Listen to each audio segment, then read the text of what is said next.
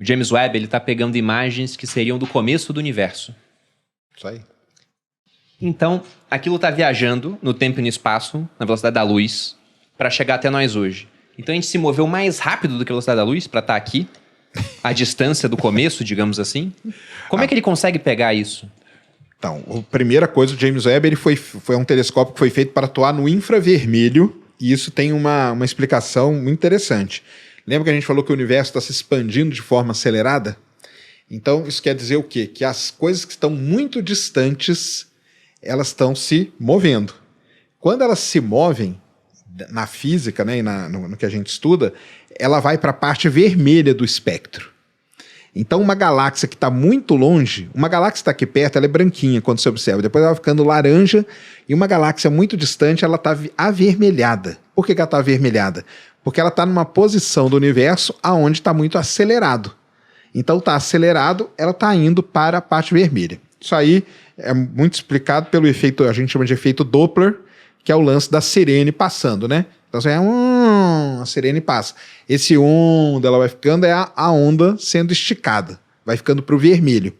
Por isso que o James Webb foi feito para atuar no infravermelho, porque o objetivo dos astrônomos era detectar galáxias num período, lembra que eu falei que teve a Era das Trevas?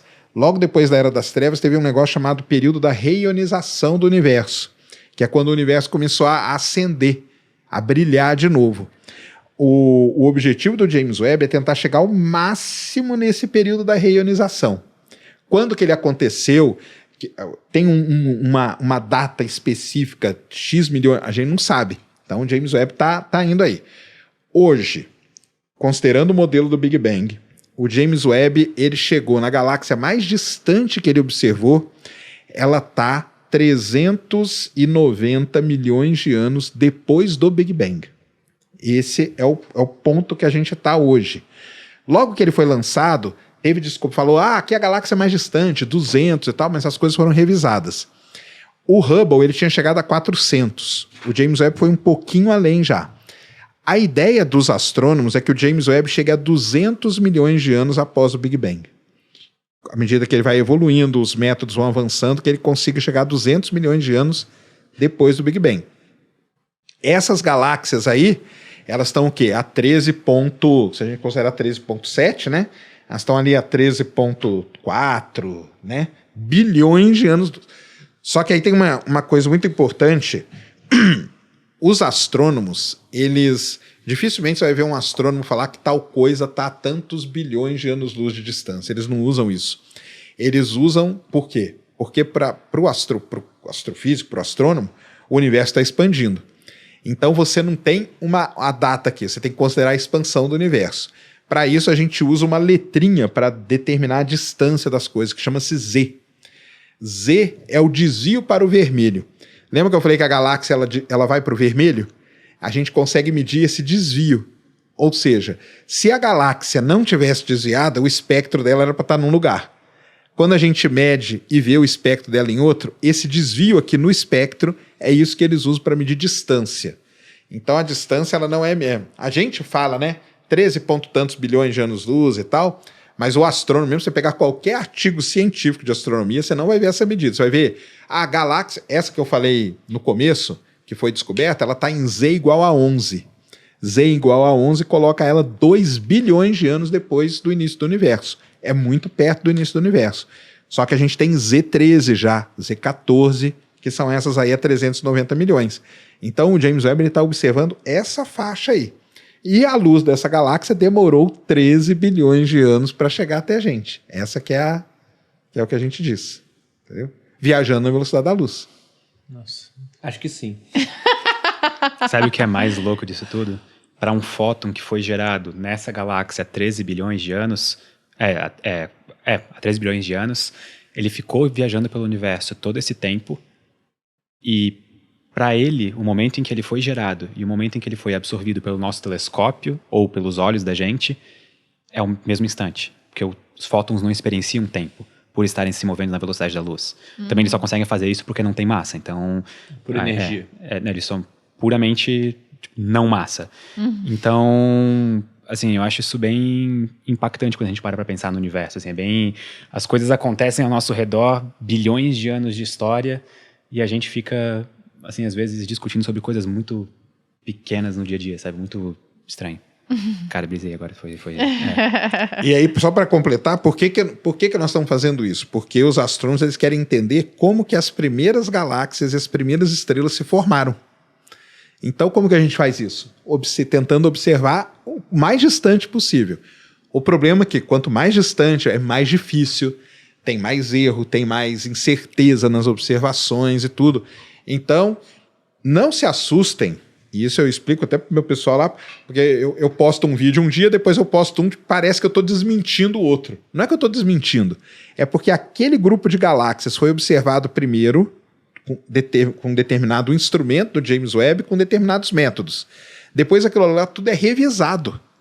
E aí quando revisa, algumas coisas saem, outras novas entram, ou sai tudo. E uma coisa muito importante, para a ciência não tem problema isso. Não existe problema nenhum com isso. Então, essa galáxia de ontem, que eu postei ontem, que ela está aí nessa que está desafiando a cosmologia, por conta dela ter ser muito grande, formado muito no começo do universo, pode ser que amanhã isso aí seja revisado e ela venha para uma posição que, ok, ela está de acordo com os modelos. Ou pode ser que a gente descubra, e esse que é o ponto mais interessante que o pessoal discute no artigo, nós estamos falando de uma só. Será que não existe uma população de galáxias ali? Aí seria legal, porque aí com isso a gente consegue criar um novo modelo para explicar essa situação. Mas então um dos principais objetivos do James Webb é justamente esse. Por isso que ele foi feito da maneira como ele foi.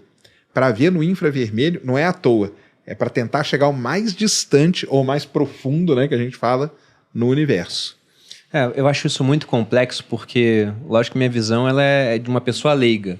Mas se eu estou observando alguma coisa desse ponto, aquilo se torna observável, com a luz viajando, né? Mas ela viajou um tempão até uma hora que se torna observável. É isso aí. Aí quando se torna observável, eu calculo a distância que falta para ela percorrer o restante do caminho. É isso. Só que ela já está percorrendo um caminho há um tempão já. O Bruno tá bugado. É, muito doido. E ainda está sendo afetada pela expansão do universo. Tem isso. Por isso que ela vai para o vermelho. O fóton lá que o Pedro falou, o fóton veio viajando. Só que ele veio viajando e o universo expandindo. Então ele foi se esticando. Imagina que ele vai se esticando, né? Vai esticando o comprimento de onda dele. Por isso que ele vai... Se eu não tivesse o James Webb, se eu tivesse só o Hubble não observa no infravermelho.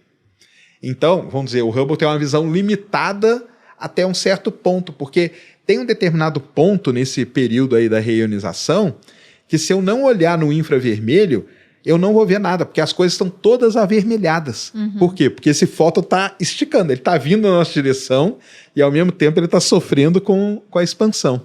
E aí, saindo desse macro, muito macro, para o microscópico. Quando eu estava na escola, eu aprendi que tinha próton, nêutron e elétron. E hoje a gente conhece uma série de outras partículas subatômicas. Inclusive, na visão aristotélica, eu acho muito interessante isso, porque o Demócrito, um dos pré-socráticos, falava, olha, se você pega um pedaço de matéria e vai quebrando em pedaços menores, uma hora você chega naquilo que é minúsculo e indivisível, seria o átomo, né? Seria o tijolinho da matéria. O Aristóteles falava, não, dá para você dividir isso aí infinitamente ainda. Ele dava o exemplo de um segmento de reta. Eu tenho um segmento de reta que vai de 1 até 2. Eu posso dividir em quanto isso? Infinito.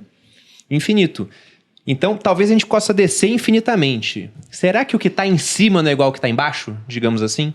Que o universo poderia ser, por exemplo, quase como alguma coisa até menor do que sei lá, um elétron. Ou o elétron já é o menor daquele espectro, mas talvez da massa, então. Dentro de um próton tem outras coisas menores ainda. E o universo não é só, sei lá, um quark de um gigante? Viajando aqui, né? Cara, você está tocando talvez a questão que mais abala a cabeça dos físicos hoje, que isso aí é a base, né, vamos dizer assim, é o fundamento do que a gente chama da teoria de tudo. Do Hawking. Que é você tentar juntar o macro, que é regido pela gravidade e tal, com o micro, ou das partículas fundamentais ali, ou o modelo padrão que a gente chama da física, que é regido pela quântica. É isso que você falou. Você olha para uma coisa, parece muito. E quando você olha matematicamente, mais ainda, que tem coisas aí que são muito parecidas. Será que não tem uma coisa que liga essas duas situações aí? E em cima disso foram criados a teoria de cordas, por exemplo, que eu falei, era uma um arcabouço teórico que foi criado tentando juntar essas duas coisas. Tentando juntar a gravidade com a quântica. Até agora não conseguimos. Será que tem? Esse é um grande ponto, né? Essa pergunta ela até me lembra de uma cena, se eu não me engano, é do começo ou do fim de Homens de Preto, eu acho, que começa a dar um zoom out no universo, né? uma coisa assim. Aham. E, assim, vamos pegar essa pergunta no sentido de, o nosso universo é, vamos supor, um átomo de um outro universo? Pode ser? Pode. A gente tem alguma evidência sólida disso concreta? Não. Isso vai mudar alguma coisa da maneira como o nosso universo funciona? Não também.